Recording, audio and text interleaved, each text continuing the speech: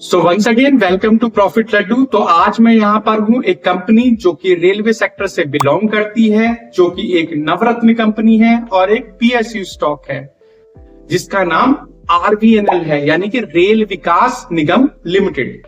तो सबसे पहले समझ लेते हैं कि ये कंपनी करती क्या है, इसका प्रोडक्ट पोर्टफोलियो किस तरह का है। तो ये जो कंपनी है रेलवे इंफ्रास्ट्रक्चर में है, यानी कि रेलवे इंफ्रास्ट्रक्चर क्या हुआ कि रेलवेज की पटरियों का काम जो होता है, पटरियों का क्या करना, कंस्ट्रक्शन करना, रेलवे की पटरियों को डबलिंग करना, ट्रिपलिंग करना या गेज कन्वर्जन करना। अब ये गेज कन्वर्जन क्या हुआ, आपने देखा होगा जब कोई ट्रेन स्टेशन की तरफ आती है तो उसको कौन से प्लेटफॉर्म पर रुकना है, तो उसको कौन डिसाइड करता है, जो ट्रेन मास्टर होता है।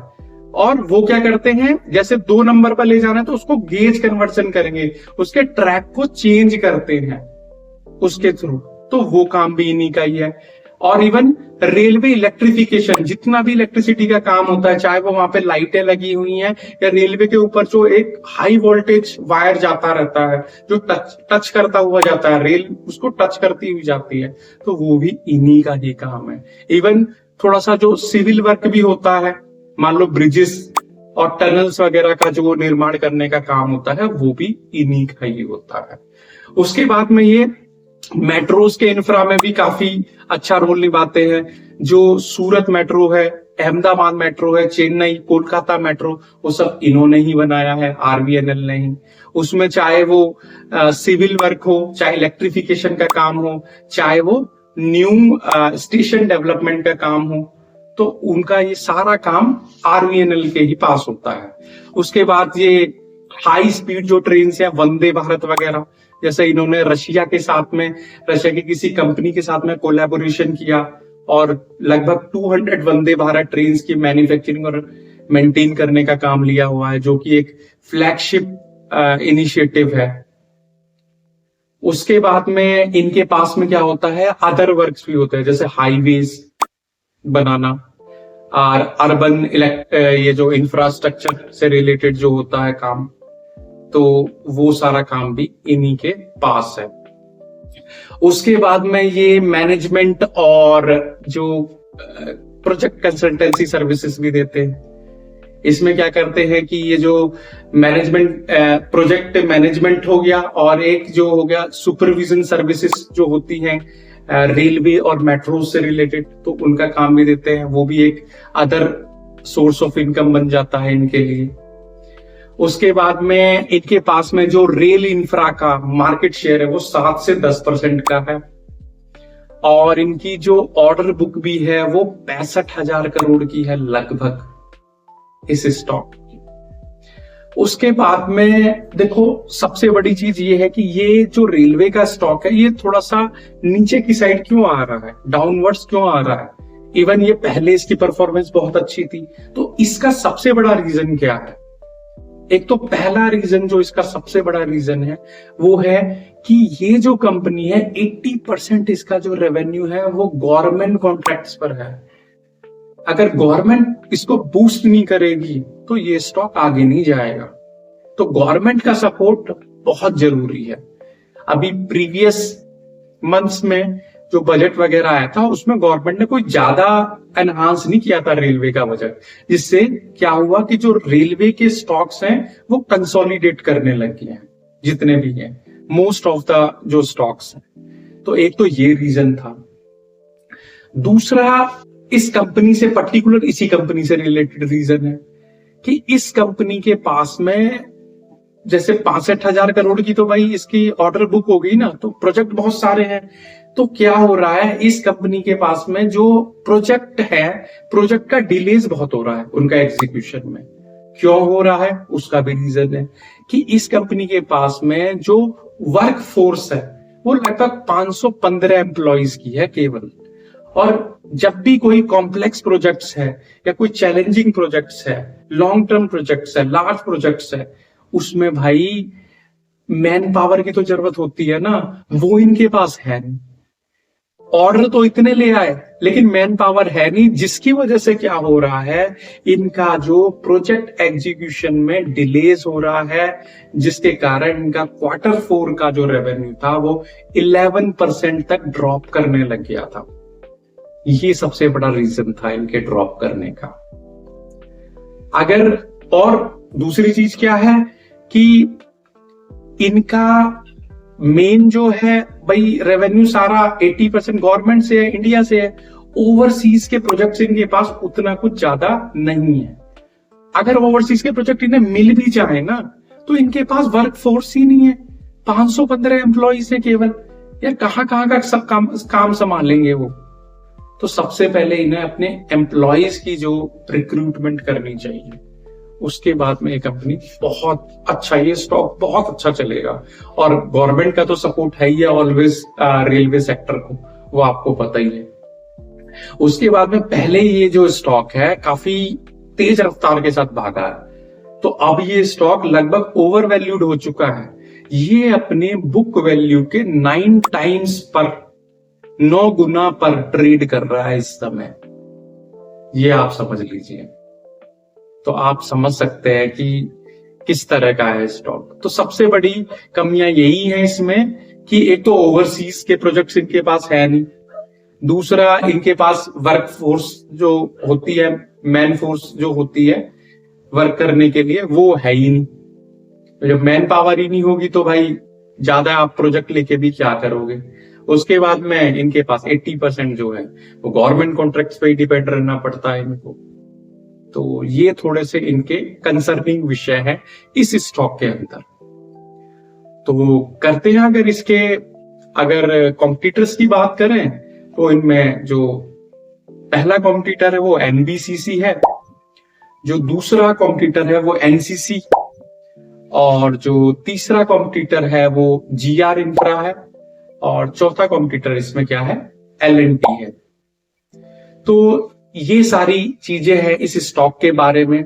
देखो, बिजनेस मॉडल तो आपने समझ लिया कि कंपनी रेवेन्यू कैसे बनाती है, कितना उसका मार्केट शेयर है और वो क्या क्या काम करती है। किसी स्टॉक का बिजनेस मॉडल उसका शरीर होता है और फाइनेंशियल्स उसकी आत्मा होता है। तो incomplete knowledge is always dangerous. केवल बिजनेस मॉडल समझ के मत चले जाना वीडियो से, इसके फाइनेंशियल्स भी देखो, बहुत ही फंडामेंटली स्ट्रॉन्ग स्टॉक है। अगर फाइनेंशियल इसके पढ़ने हैं तो वो जरूर देखो वीडियो के अंदर। और भाई जितनी भी इंफॉर्मेशन मैं दे रहा हूं, ये कोई चार्ट वार्ट खाली वो दिखा के नहीं दे रहा हूं, इन डेप्थ एनालिसिस है पूरा का पूरा।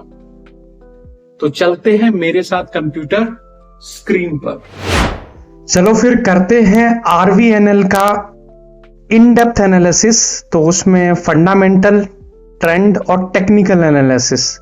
तो चलते हैं इसके फंडामेंटल एनालिसिस के लिए। तो सबसे पहले इसका मार्केट कैप देख लेते हैं। अगर कंपनी का जो मार्केट कैप है वो लगभग 75,000 करोड़ का है, यानी कि एक लार्ज कैप कंपनी है ये। स्टॉक का पीई लगभग 60.20 है और जो इंडस्ट्री का पीई है वो लगभग 20.8 है। तो आप ये देख सकते हो कि स्टॉक पूरी तरह से ओवर वैल्यूड है। इंडस्ट्री के मुकाबले 3 गुने पे ज्यादा स्टॉक का पीई है। और अगर इसका बुक वैल्यू वगैरह देखें तो बुक वैल्यू इसकी लगभग 38.10 की है और प्राइस टू बुक वैल्यू 9.46 की है। यानी कि स्टॉक अपने प्राइस के 9 गुने पे ट्रेड कर रहा है, यानी यहां पर भी ये ओवर वैल्यूड कैटेगरी में आया हुआ है।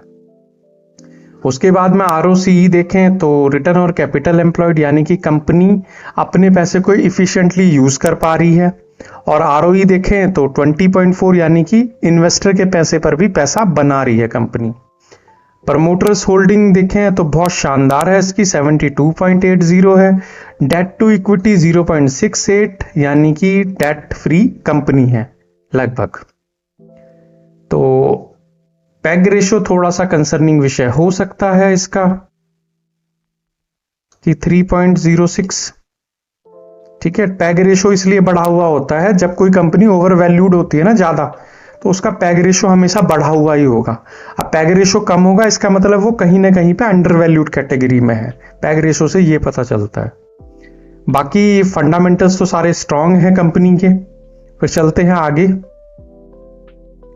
तो अगर इसका 50 डीएमए और 200 डीएमए पर देखें, अगर इसके अंदर कोई मोमेंटम है या नहीं है, तो देखो ये जो प्राइस वाली लाइन है ये 50 डीएमए और 200 डीएमए दोनों, ये जो ग्रे वाली लाइन है 200 डीएमए की है, इसके नीचे चल रहा है, यानी कि मोमेंटम है नहीं कुछ खास।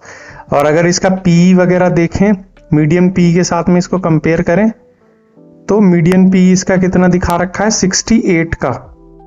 ठीक है, और स्टॉक का पी कितना चल रहा है, 60 का, यानी कि मीडियन पी से भी थोड़ा सा अंडर वैल्यूड है। मीडियन पी से अगर कंपेयर कर रहे हैं तो मीडियन पी 68 का है, तो मीडियन पी के साथ में कंपेयर करने पर अंडर वैल्यूड दिखा रहा है, लेकिन इंडस्ट्री के साथ कंपेयर कर रहे हैं तो ओवर वैल्यूड दिखा रहा है काफी।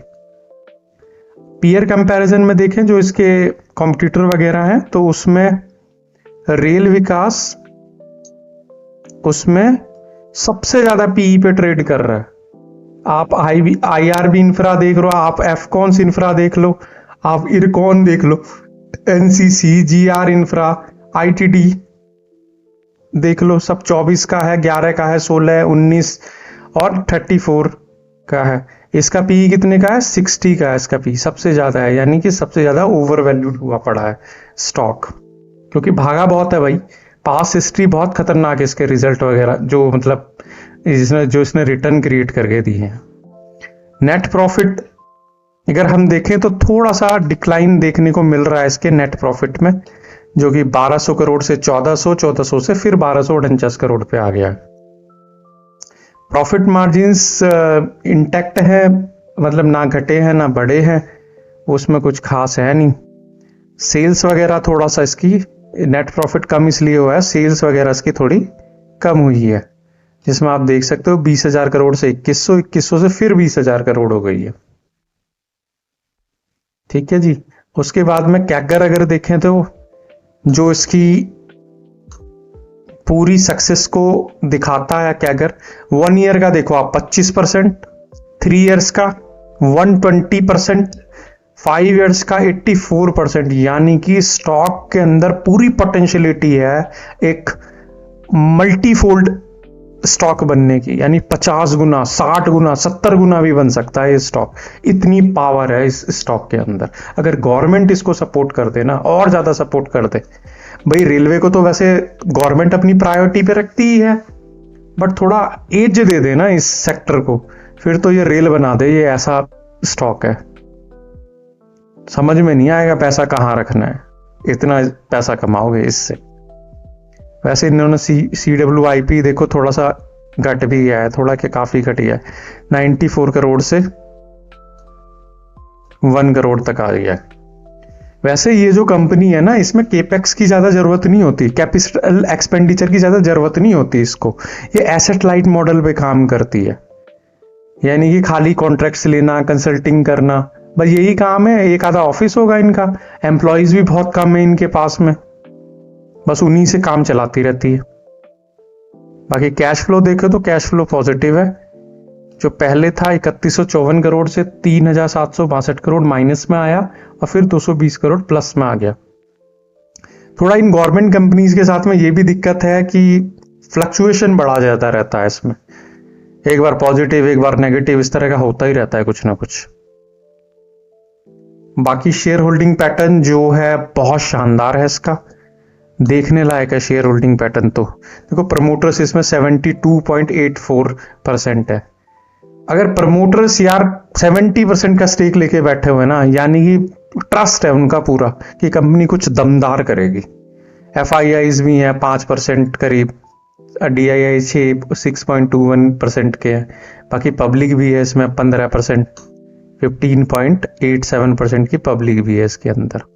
तो आप समझ सकते हो कि शेयर होल्डिंग पैटर्न से तो सीधा सीधा ये पता चलता है कि स्टॉक दमदार है, और वैसे भी फंडामेंटल्स काफी स्ट्रांग है इसके। तो वही है कि गवर्नमेंट थोड़ा सा सपोर्ट कर दे, और ये अपना जो रिक्रूटमेंट है एम्प्लॉयज का थोड़ा बढ़ा देना, अपना साइज 515 से थोड़ा सा आगे ले जाए, तो बहुत कुछ है, तो बहुत बहुत टॉप का करेगी। मतलब कंपनी आप समझ नहीं सकते आपके पैसों को कहां ले जाएगी ये कंपनी।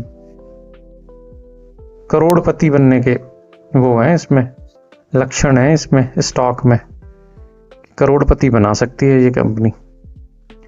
उसके बाद करते हैं इसका ट्रेंड एनालिसिस, जिसमें RVNL है जो वो ये 1 डे का 0.21 की गिरावट, 1 वीक में 4 पॉइंट का डिक्लाइनिंग ट्रेंड है, और 1 मंथ में फिर भी पॉजिटिव है। 1 मंथ में अभी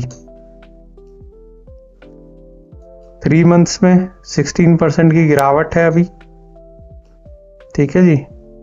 उसके बाद में 6 मंथ में भी गिरावट है, 18% की डिक्लाइनिंग ट्रेंड है। हाँ 1 ईयर में बढ़िया कर रहा है, अभी ये थोड़ा सा कंसोलिडेट कर रहा है, पर फिर रफ्तार पकड़ेगा गवर्नमेंट। फिर 3 इयर्स में तो 900 कितने का दे दिया यार इसने रिटर्न, 979 का रिटर्न दिया है इसने। अब 5 इयर्स में तो इसने हद ही कर रखी है, उन 2000% का रिटर्न दे रखा है, और ओवरऑल 1797% का रिटर्न। ये स्टॉक भाई इस तरह का है कि मल्टीफोल्ड होएगा, देखना। अगर गवर्नमेंट का सपोर्ट मिलता रहा ना इसे, ये तो उड़ने वाला स्टॉक है, सच बता रहा हूं, उड़ने वाला स्टॉक जिसे बोलते हैं। अब ट्रेंड एनालिसिस तो हमने देख ही लिया है भाई, शॉर्ट टर्म में तो कुछ खास है नहीं, बुलिश मोमेंटम है नहीं, पर लॉन्ग टर्म में अच्छा प्रदर्शन है इसका, और फंडामेंटल्स तो स्ट्रांग है ही ऑलरेडी। करते हैं इसका ट्रेंड एनालिसिस, क्या कहते हैं, टेक्निकल एनालिसिस। तो टेक्निकल एनालिसिस में सबसे पहले इसका प्राइस देख लेते हैं, वो 360 रुपीज 45 पैसे का है। उसके बाद में इसका सपोर्ट और रेजिस्टेंस देख लेते हैं।